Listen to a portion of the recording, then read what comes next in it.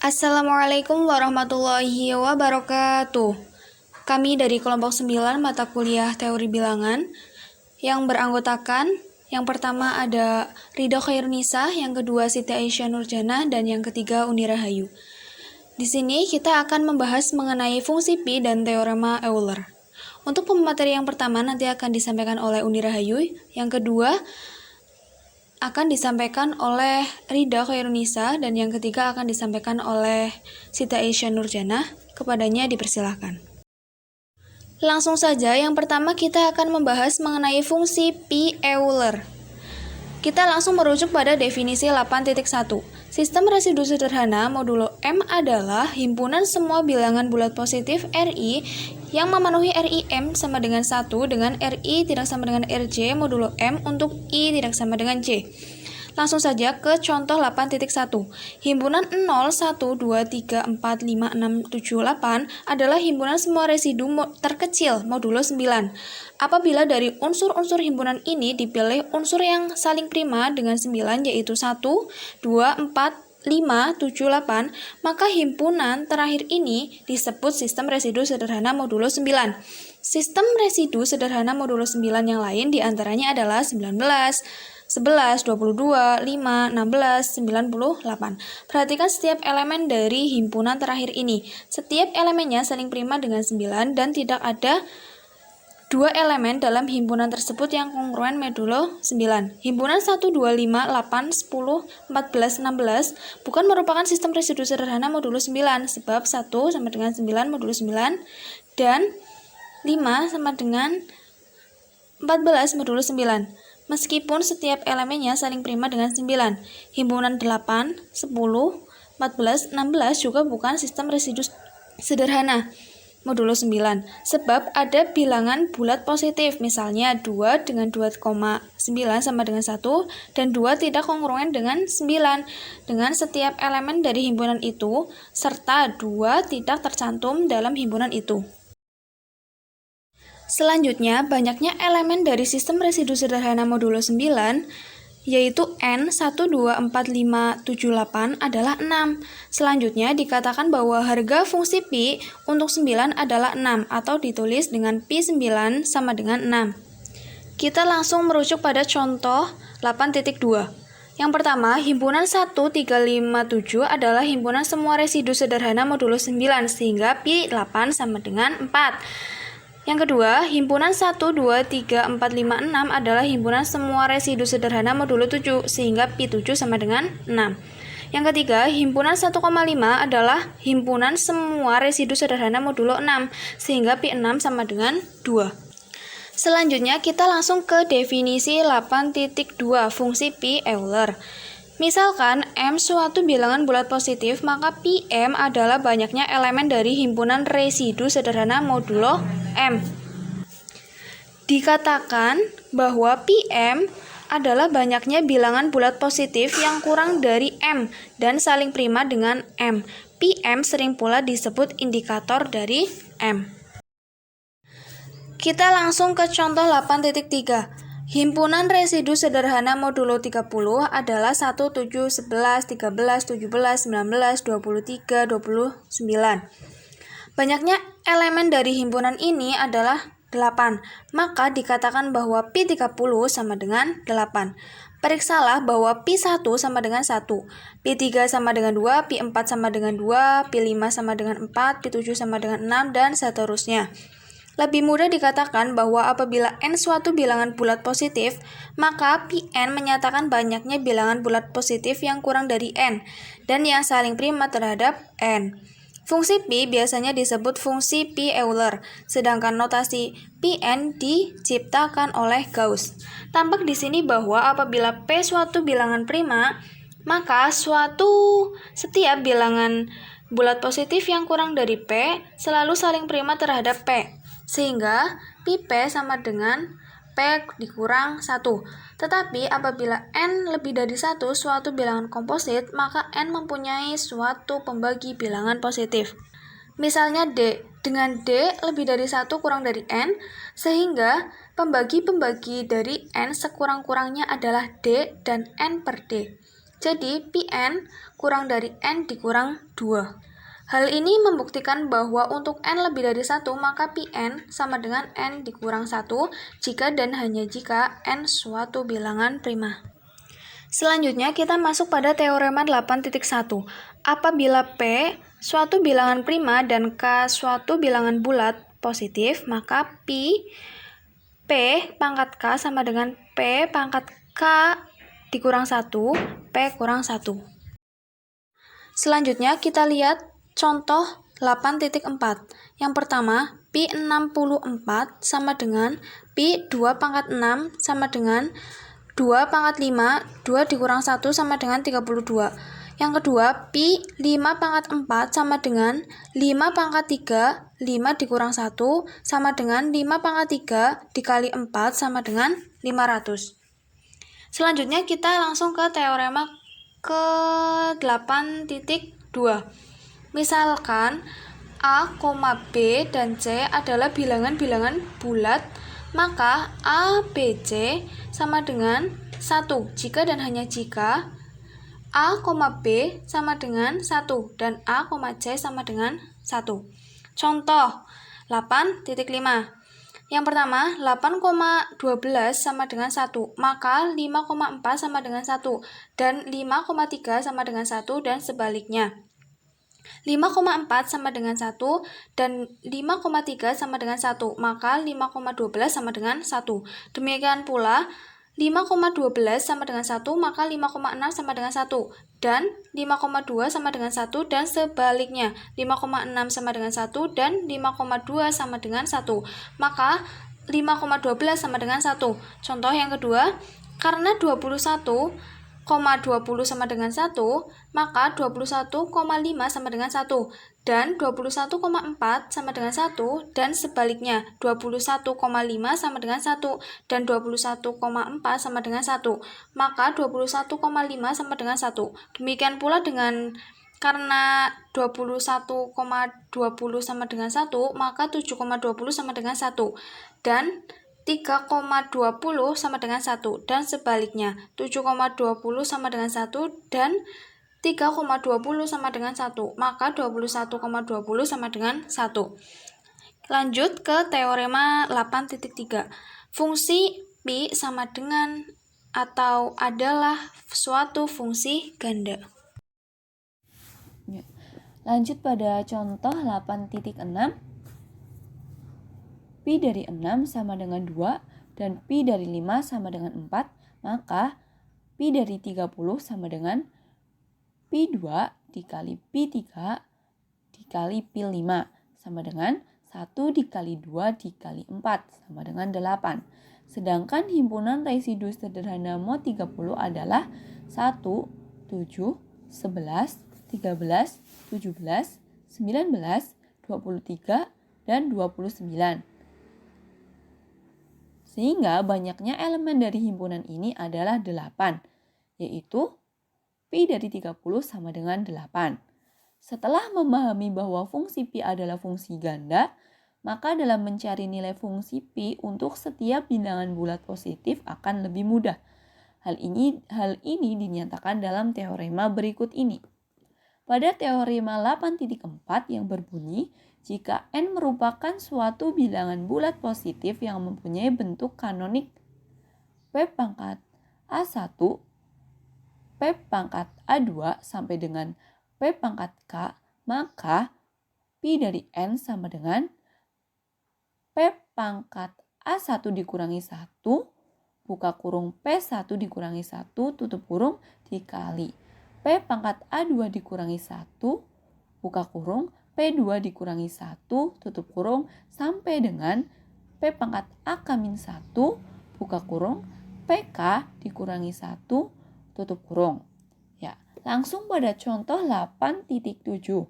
Karena 360 sama dengan 2 pangkat 3 dikali 3 pangkat 2 dikali 5, maka Pi dari 360 sama dengan Pi dari 2 pangkat 3 dikali 3 pangkat 2 dikali 5 sama dengan Pi dari 2 pangkat 3 dikali Pi dari 3 pangkat 2 dikali Pi 5 sama dengan 2 pangkat 2 buka kurung 2 dikurangi 1 tutup kurung dikali 3 buka kurung 3 dikurangi 1 tutup kurung dikali buka kurung 5 dikurangi 1 tutup kurung sama dengan 96.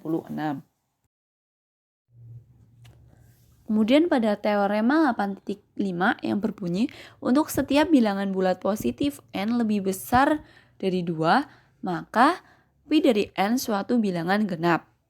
Kemudian pada teorema 8.6 untuk setiap bilangan bulat positif n, maka sigma dari pi t di mana t membagi n sama dengan n. Contoh, semua faktor bulat positif dari 12 adalah 1, 2, 3, 4, 6, dan 12.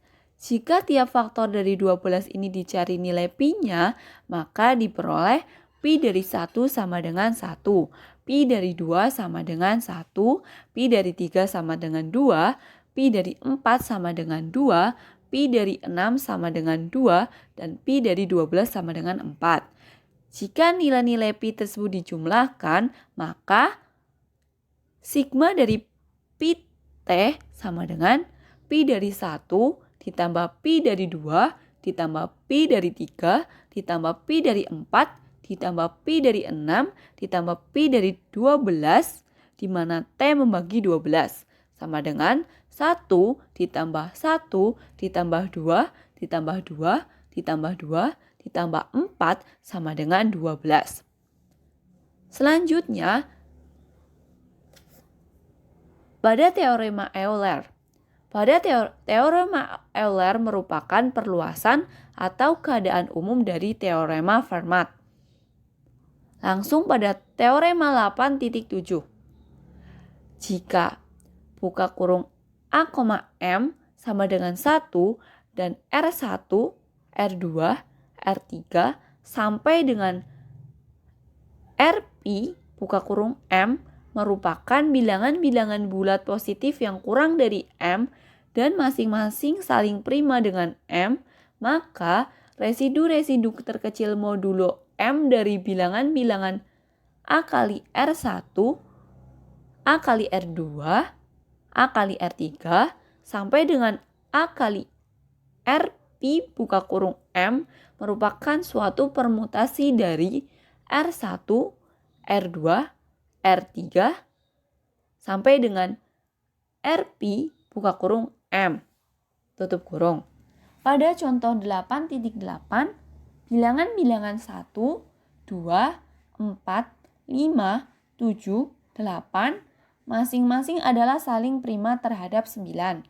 Apabila setiap bilangan tersebut dikalikan 11, maka akan didapat 11, 22, 44, 55, 77, 88. Kemudian, jika bilangan-bilangan itu akan dicari residu terkecil modulo 9, maka akan diperoleh 11 kongruen dengan 2 buka kurung mod 9 tutup kurung. 22 kongruen dengan 4 buka kurung mod 9 tutup kurung. 44 kongruen dengan 8 buka kurung mod 9 tutup kurung. 55 kongruen dengan 5 buka kurung mod 9 tutup kurung. 77 kongruen dengan 5 buka kurung mod 9 tutup kurung. 88 kongruen dengan 7 buka kurung mod 9 tutup kurung. Berdasarkan yang diperoleh di atas, residu-residu terkecil modulo 9 dari 11, 22, 44, 55, 77, 88 berturut-turut adalah 2, 4, 8, 1, 5, 7 yang merupakan suatu permutasi dari 1, 2, 4, 5, 7, 8. Selanjutnya, apabila ruas-ruas dari kekongruenan tersebut dikalikan, maka akan memperoleh 11 dikali 22 dikali 44 dikali 55 dikali 77 dikali 88 kongruen dengan 1 dikali 2 dikali 4, dikali 5, dikali 7, dikali 8, buka kurung mod 9 tutup kurung. 11 pangkat 6, buka kurung 1, dikali 2, dikali 4, dikali 5, dikali 7, dikali 8, tutup kurung, kongruen dengan 1, kali 2, kali 4, kali 5, kali 7, kali 8, buka kurung mod 9 tutup kurung. 11 pangkat 6 kongruen dengan 1, buka kurung mod 9 tutup kurung. Ingat bahwa pi dari 9 sama dengan 6.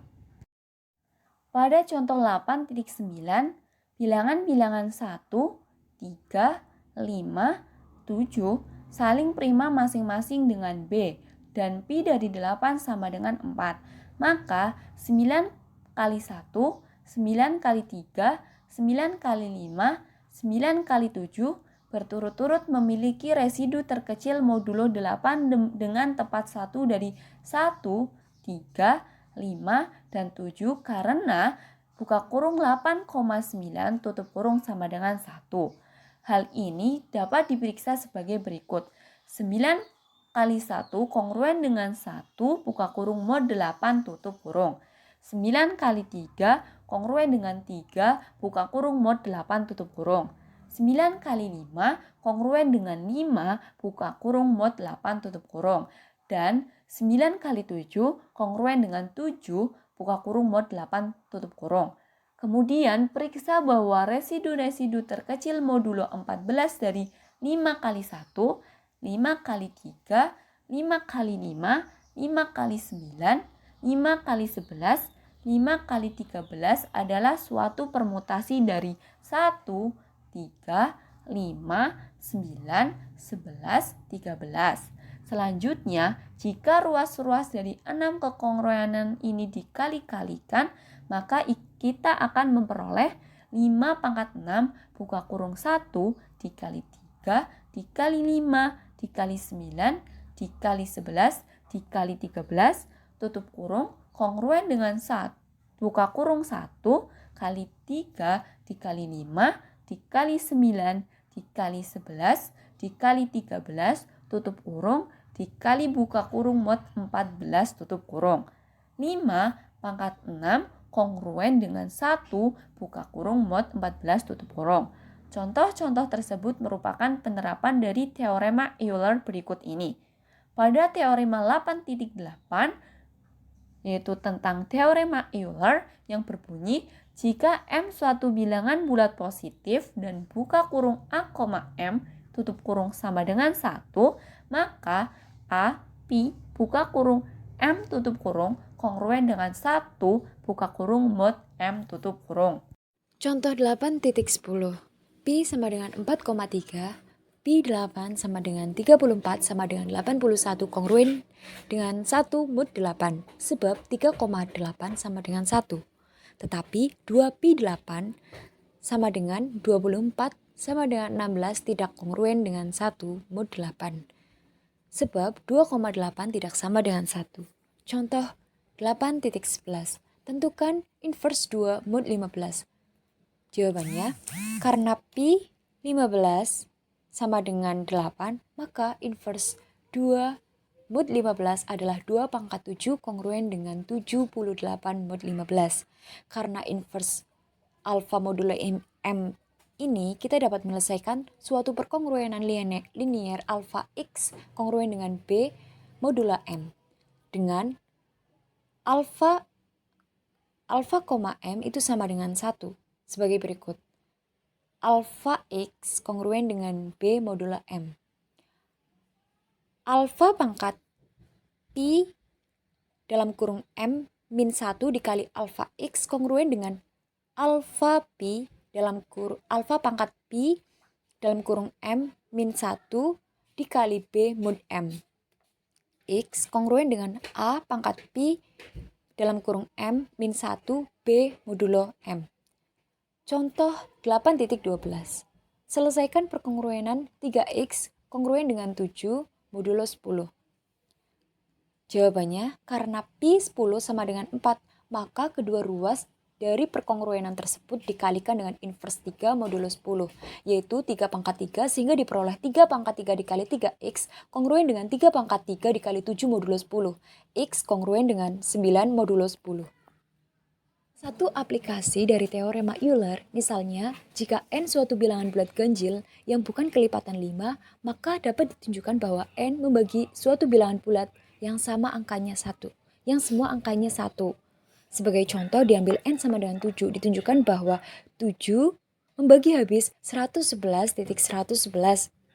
Karena n ganjil, maka n,10 sama dengan 1, sehingga 9n,10 sama dengan 1. Menurut teorema Euler, maka 10 pangkat pi dalam kurung 9n kongruen dengan 1 modulo 9n. Kekongruenan ini sama artinya dengan 10 pangkat pi dalam kurung 9n sama dengan 9n km untuk suatu bilangan bulat k. Nk sama dengan 10 pangkat pi dalam kurung 9n dibagi 9. Ruas kanan dari persamaan terakhir ini menyatakan suatu bilangan bulat yang semua angkanya sama dengan 1. Bilangan itu terbagi oleh bilangan ganjil n yang bukan kelipatan 5. Bukti lain dari teorema 8.6 yaitu jika n suatu bilangan bulat positif, maka sigma d membagi habis n pi dengan nilai pi dalam kurung d sama dengan n. Misalkan f n sama dengan sigma d membagi habis n yang nilainya pi dalam kurung d, maka pi suatu fungsi ganda, maka menurut teorema terdahulu f merupakan fungsi ganda pula. Misalkan bentuk kanonik dari n adalah n sama dengan p pangkat k1, p pangkat k2, dan seterusnya sampai p pangkat k. Maka f dalam kurung n sama dengan f dikali p pangkat k1 dikali p pangkat 2 dan seterusnya hingga p pangkat kr. Pandang salah satu faktor dari fn yaitu f pi pangkat ki sama dengan sigma d membagi habis pi pangkat ki dengan nilai pi dalam kurung d sama dengan pi 1 ditambah pi ditambah pi pangkat 2 ditambah pi pangkat 3 dan seterusnya sampai ditambah pi pangkat ki sama dengan 1 dalam kurung pi dikurang 1 ditambah pi pangkat 2 kurang pi ditambah dalam kurung pi pangkat 3 dikurangi pi pangkat 2 ditambah sampai dan seterusnya hingga dalam kurung pi pangkat ki min pi ki dikurangi 1.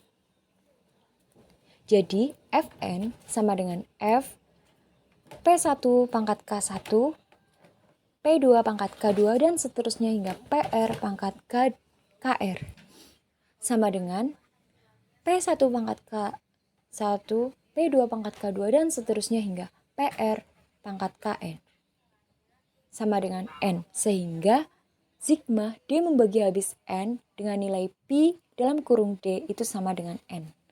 Contoh ini kita perumum sebagai berikut.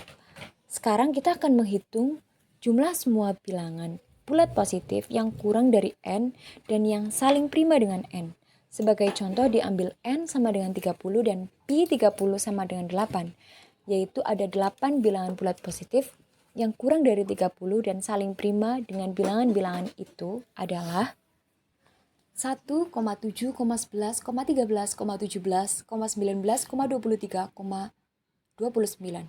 1 ditambah 7 ditambah 11 ditambah 13 ditambah 17 ditambah 19 ditambah 23 ditambah 29 sama dengan 120. Dari contoh kita perumum sebagai berikut. Misalkan alfa 1, alfa 2 dan seterusnya hingga alfa pi dalam kurung m adalah bilangan-bilangan bulat positif yang kurang dari n dan prima relatif terhadap n. Karena pi, n itu sama dengan 1. Jika dan hanya jika dalam kurung n dikurangi alfa n itu sama dengan 1, maka alfa 1 ditambah alfa 2 ditambah dan hingga seterusnya alfa pi dalam kurung n sama dengan n min alfa 1 ditambah n min alfa 2 dan seterusnya hingga n dikurangi alfa pi dalam kurung n sama dengan n pi dalam kurung n dikurangi dalam kurung alfa 1 ditambah alfa 2 dan seterusnya hingga alfa pi dalam kurung n. Maka 2 dalam kurung alfa 1 ditambah alfa 2 dan seterusnya hingga alfa pi dalam kurung n sama dengan n pi dalam kurung n. Sigma 1 kurang dari atau sama dengan alfa kurang dari n. Alfa, n sama dengan 1. Alfa sama dengan nilai alfa sama dengan setengah n pi dalam kurung n. Uraian ini merupakan bukti dari teorema berikut ini. Teorema 8.9, jika n suatu bilangan bulat positif yang lebih dari 1, maka jumlah dari semua bilangan bulat positif yang kurang dari n dan yang saling prima dengan n adalah setengah n pi dalam kurung n, atau ditulis dengan simbol sebagai berikut, yaitu udah kelihatan ya, yaitu sigma 1 kurang dari alfa kurang dari atau sama dengan alfa kurang dari n dalam kurung a, n itu sama dengan 1 dengan nilai alfa sama dengan 1 per 2 n pi dalam kurung n. Terima kasih. Sekian presentasi dari kelompok kami, tentu masih banyak kesalahan dan kekurangan, kami mohon maaf. Sekian, wassalamualaikum warahmatullahi wabarakatuh.